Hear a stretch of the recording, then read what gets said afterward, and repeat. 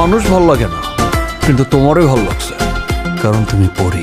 তুফান সিনেমাটি 2 দশকের ইতিহাসে বাংলা চলচ্চিত্রের মধ্যে সর্বোচ্চ শো রেকর্ড করেছে। প্রেক্ষাগৃহ মানে এখন সাকিবের তুফান। সিনেমাটির আয় কত হলো প্রথম থেকে কৌতূহল ছিল দর্শকদের মাঝে, আর এবার সেই বিষয়ে কথা বললেন পরিচালক রাফি। তো কি অবস্থা, কেমন আছেন? আমি নিয়ন বাওয়ার গাইজ। আজকে 2টি ইম্পর্টেন্ট নিউজ নিয়ে আলোচনা করব। ফার্স্ট নিউজটি থাকবে তাহলে কি তুফান বেদের মেয়ে জোসনা রেকর্ড ভেঙে দিল, এন্ড সেকেন্ড নিউজটি থাকবে প্রথম দিন কলকি 2898 এটি বক্স অফিসে তাক লাগিয়ে দিলেও দ্বিতীয় দিনে অনেকটাই কমে গেছে কলকি মুভির আয়।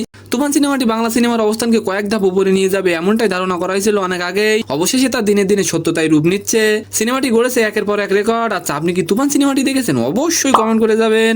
তুফান সিনেমাটি মুক্তির 10 দিন পরেও রমরমিয়ে ব্যবসা করছে। রাফি জানিয়েছিলেন প্রথম সপ্তাহেই তুফান 20 কোটির ব্যবসা করে, আর এবার তিনি ফেসবুকে পোস্ট করে লেখেন রেকর্ড ব্রেকিং কালেকশন। 25 বছরের সেল রিপোর্ট ব্রেক করে তুফান এখন 1 নম্বর সিনেমা। তাহলে কি তুফান বেদের মেয়ে জোসনা রেকর্ড ভেঙে দিল? অবশ্যই কমেন্ট করে যাবেন। আর এবার আলোচনা করবো প্রথম দিনের তুলনায় দ্বিতীয় দিনে এক ধাক্কায় অনেকটা কমলো কলকি মুভির আয়। তবু 2 দিনে এই ছবির মোট 150 কোটি। গত বৃহস্পতিবার 27শে জুন মুক্তি পেয়েছে কলকি। প্রথম দিনে 100 কোটির ব্যবসা করে কলকি, তবে দ্বিতীয় দিনে এক ধাক্কায় 44% আয় কমলো।